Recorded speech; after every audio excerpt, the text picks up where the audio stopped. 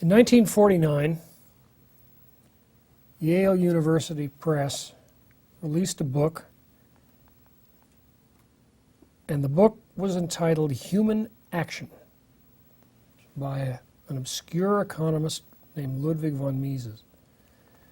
Mises was a professor, a visiting professor of economics at New York University. He was a defender of the free market system. That barely begins to describe what he was and what he had achieved. He was the developer of the most comprehensive defense of the entire free market society that had ever been written. It was, as Murray Rothbard said years later, a theory of everything.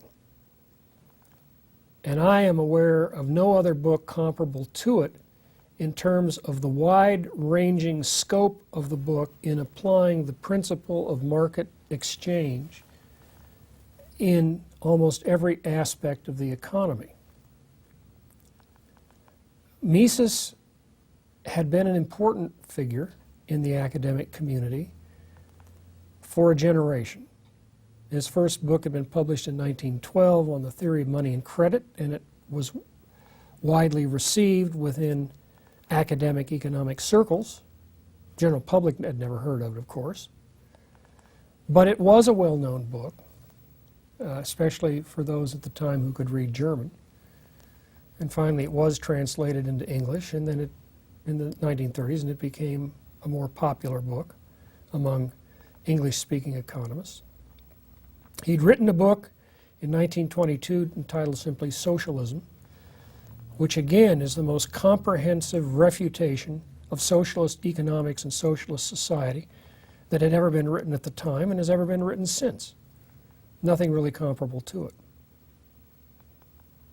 This, however, in 1949, was his magnum opus. He had fled the Nazis early.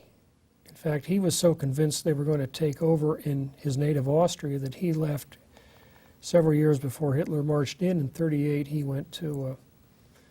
he went to Switzerland at a visiting professorship, and the Nazis actually got his library. And that was not rediscovered until just a few years ago. It had been confiscated by the Soviets and taken to Moscow and hidden in one of the libraries, and it only reappeared after the fall of the Soviet Union. Mises fled from Switzerland. He was feared being turned over to the Nazis. He was obviously a marked man. He was Jewish, and he was well known to be the most articulate opponent of socialist planning and interventionist planning of anybody in the world. So he would have been a dead man if he'd been caught, and he was able to get out almost one step ahead of the Nazis as he crossed into France, got into Spain, made it into Spain, then to Portugal, then came to the United States, early 1940s. He was a professor at NYU, visiting professor. NYU never paid him a dime. The Volcker Fund paid him some money. Friends paid him money. Hazlitt was a great supporter, helped raise money.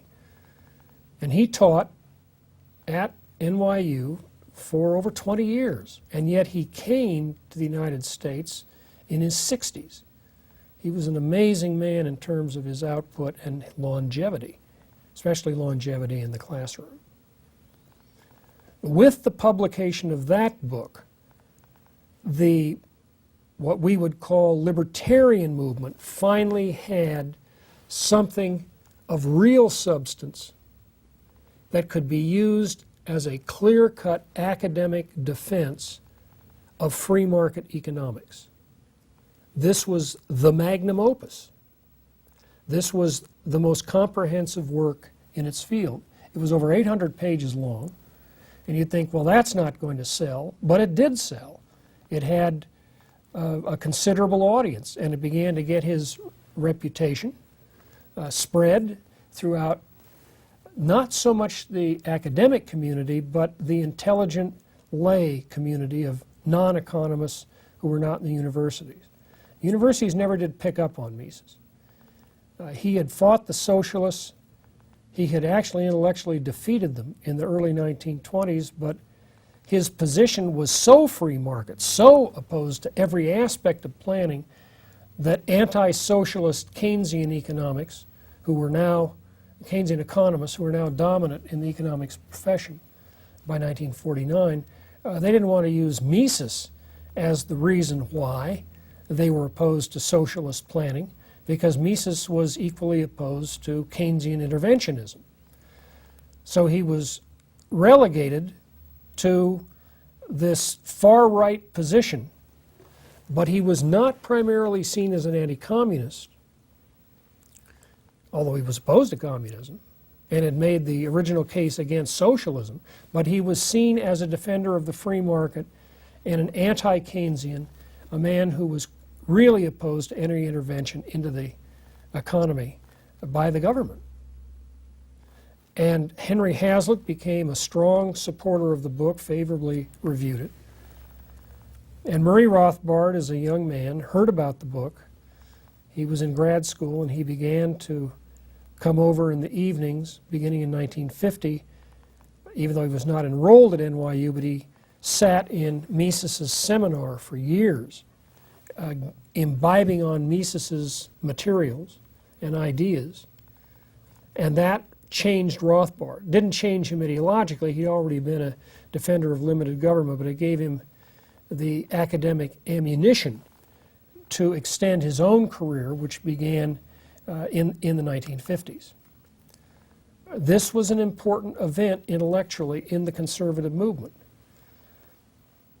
1949 was not an earth-shaking year. It was not a presidential election year, congressional election year, anything else.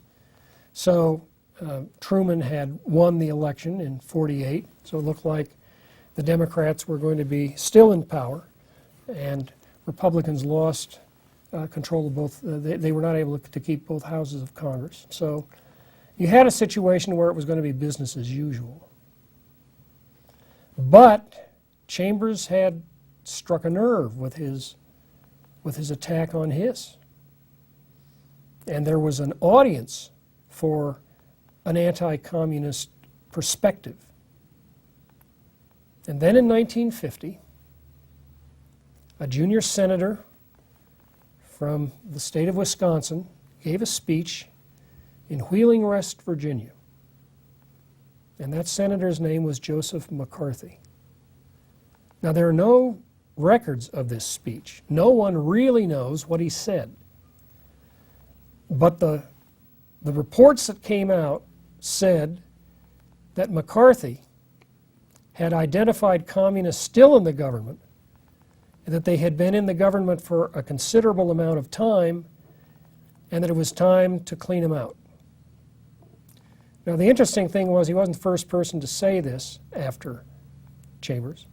There had been another investigating committee, another senator who had gotten some information on this, but never seemed to do anything with it. It never got any traction, but for some reason, that speech was reported, the summary of the speech. And then McCarthy realized he had a hot topic. And it was not just a hot topic in the state of Wisconsin, this was a hot topic nationally. He became overnight a national figure. And the anti-communist movement began to coalesce around McCarthy, who began to have hearings related to his accusation of the infiltration of communists into the federal government. And in that sense, McCarthy replaced Chambers as the most hated man by American liberalism. He became the lightning rod from that point on for the next 4 years. The liberals did not know what to do to stop him. The government couldn't stop him from holding hearings, and he could say whatever he wanted on the floor of the Senate because libel laws do not apply to speeches inside Congress. So he began to get considerable reputation. At the same time, because of the Korean War, General MacArthur, who is a conservative, known as a conservative, becomes a prominent figure because of his successful invasion of Incheon, brilliant move in 1950 when he defeated the North Korean forces after we had been pushed almost to the south of South Korea. And so 1950 was a big year for anti-communism because you had the communist North Korean forces invading South Korea, and we were certainly tied to South Korea in terms of diplomatic relationships. It was pretty much of a backward rural country. But South Korea had been, and generally Korea had been anti-Japanese because they'd been under control of the Japanese for the whole period, and so there was no question that the South Koreans were allied in terms of their commitment to the United States, and North Korea was clearly at least perceived as a satellite, or at least an agent of the Soviet Union. And so now we were at war. Of course, it wasn't officially a war. It was called a police action. Congress never approved it. There's not been a vote on war since 1941. But it was a police action officially under the United Nations, although we were the ones providing most of the men and providing most of the equipment. And ultimately we're to lose 50,000 men in that war. But anti-communism was now becoming, if not respectable, at least widespread. And people were convinced that there was a communist menace, that there was a battle of empires, of influence shaping up between East and West, between the Soviets and us. The British could no longer stay in the fight and had basically pulled out 3 years earlier. They couldn't maintain the British Empire any longer, and we inherited the thing.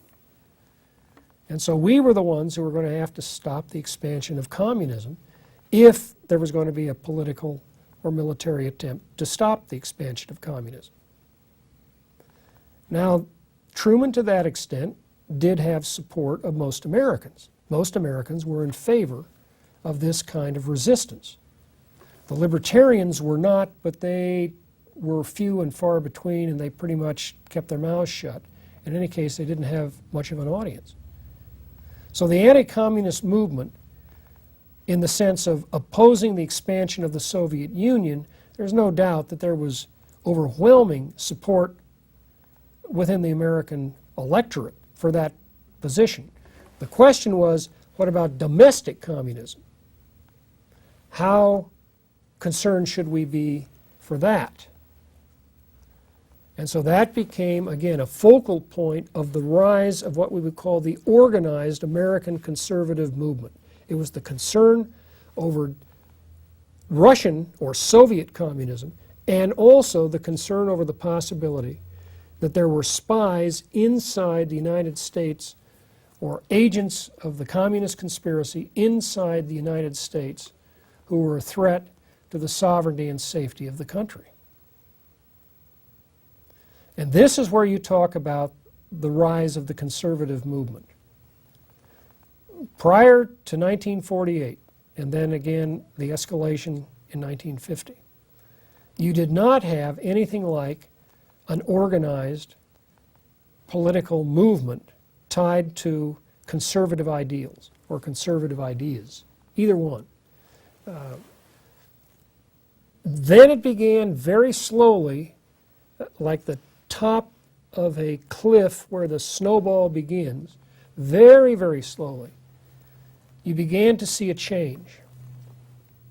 In 1951, a book was published by one of the few conservative publishing houses called God and Man at Yale. The publishing house was Regnery.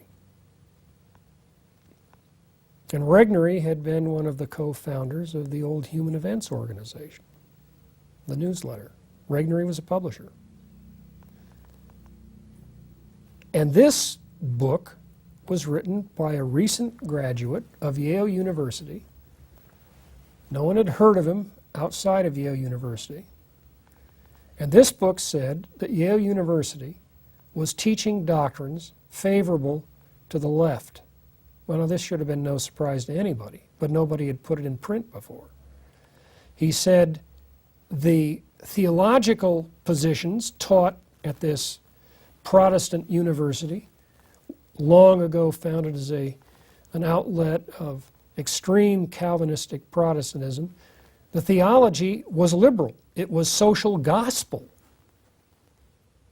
And he said the economics was not free market economics, it was Keynesian economics. Well, the conservatives had not heard of Keynes. The average man out there reading these books, he'd not heard of Keynes. He may at some time have heard of the social gospel, but he didn't know much about it. And then he said the liberals basically are favorable to the worldview of internationalism, favorable, in effect, he's saying, favorable to the perspective of Alger Hiss. They are on the political left, and it's being funded by graduates of the school who are businessmen and in no way aware of what's going on. Well, now that really gets to the heart of the matter if you're a college president, because if you find that someone has published a book that is going to get in the hands of the alumni and cut donations to the university, you are really in trouble. And so Yale just went apoplectic to try to say that what Buckley had said was wrong. Well, of course, it wasn't wrong.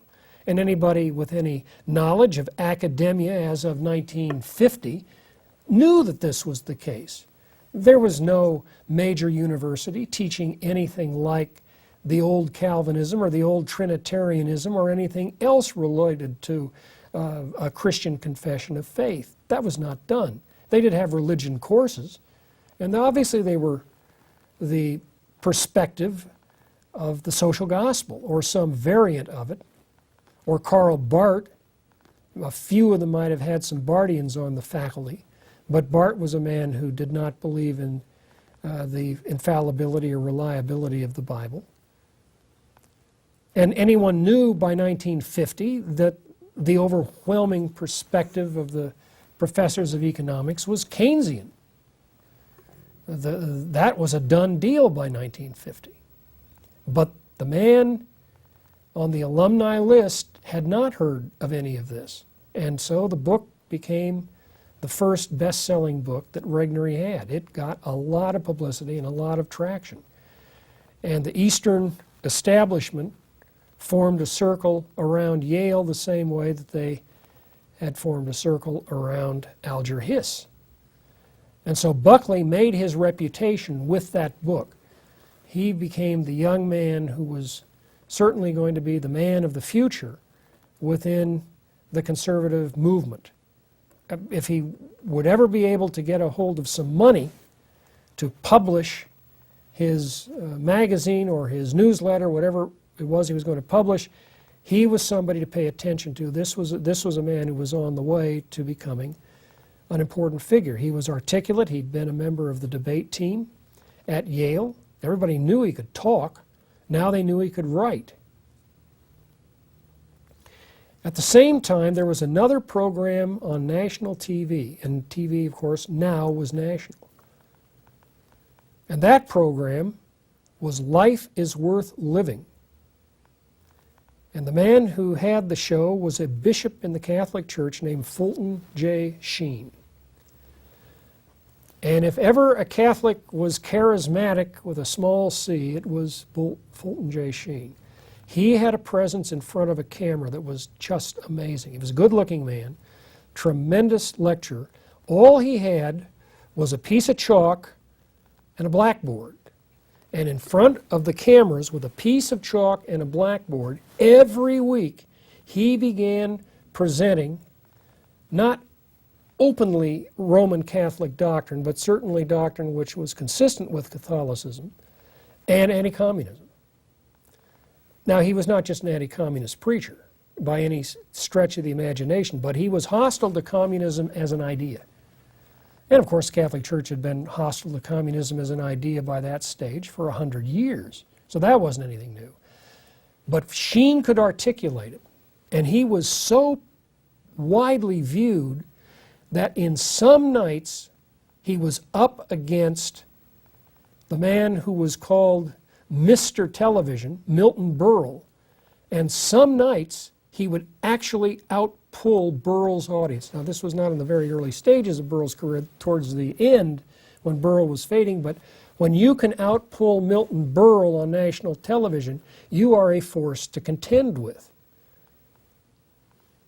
Sheen's line was, he said, well, once he said, you can call me Uncle Fulty, which is a pretty good line. And then he said, well, my great strength is that I have better writers than Berle has. I've got Matthew, Mark, Luke, and John. He was clever with the one-liners. And people watched him. Well, he was certainly a man in favor of what we would call the traditional moral values.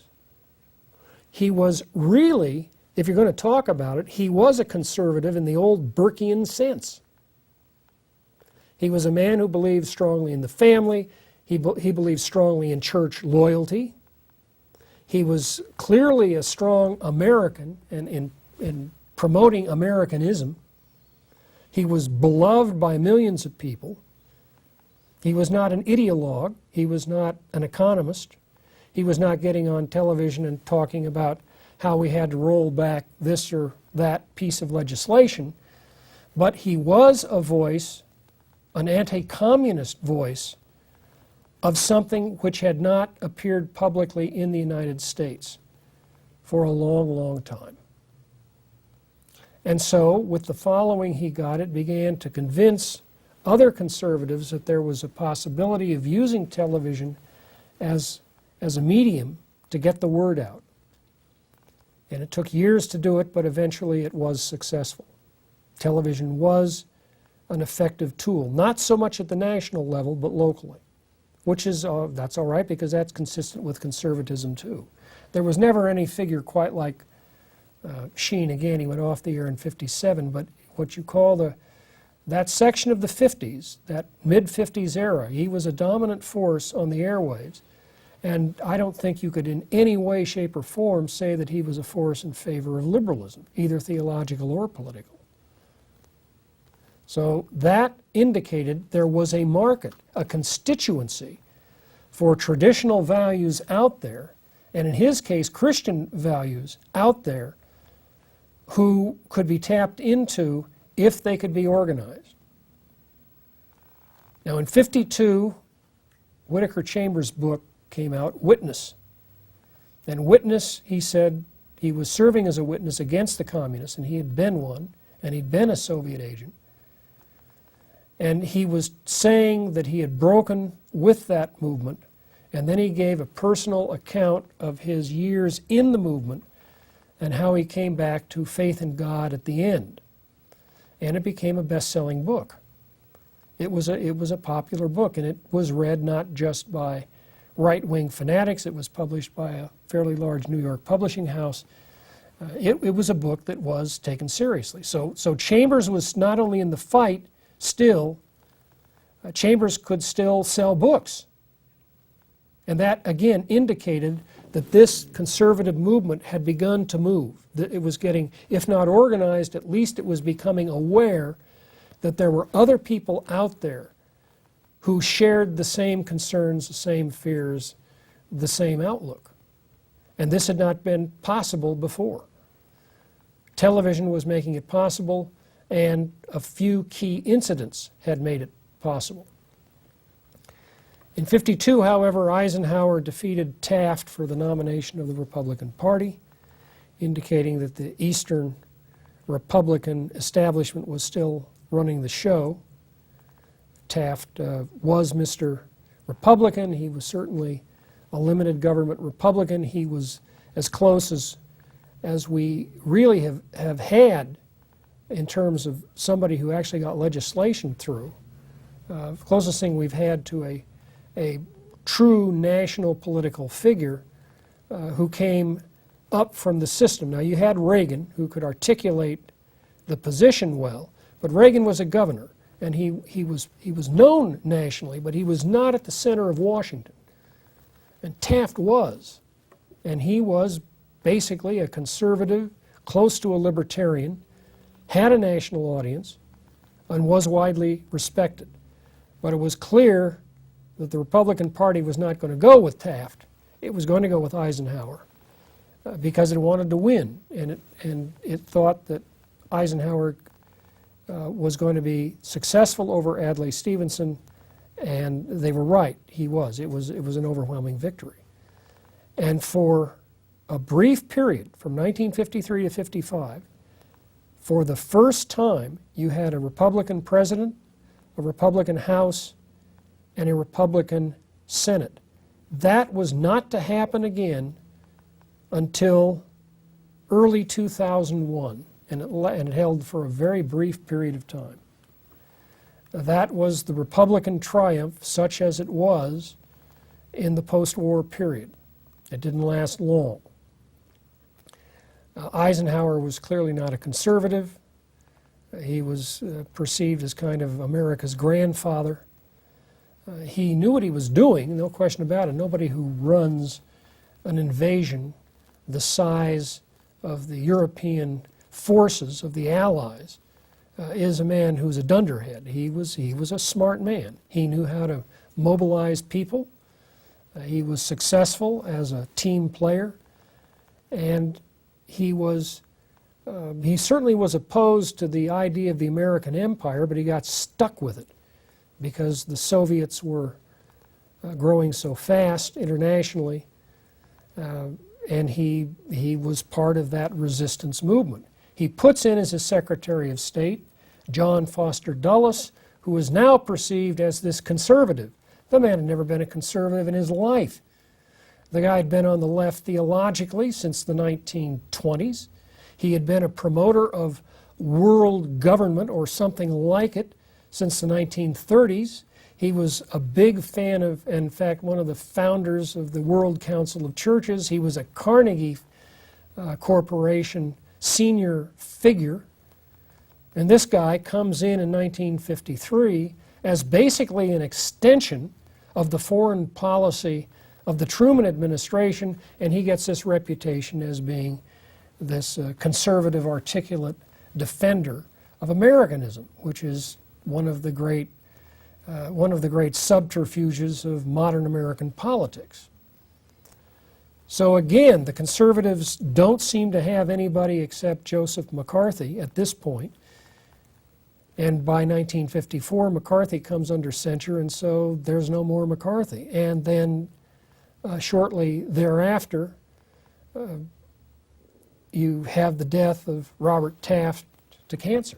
So the national leadership just disappears politically. By the mid-1950s, there's no national conservative political figure that anybody's heard of. In 1953,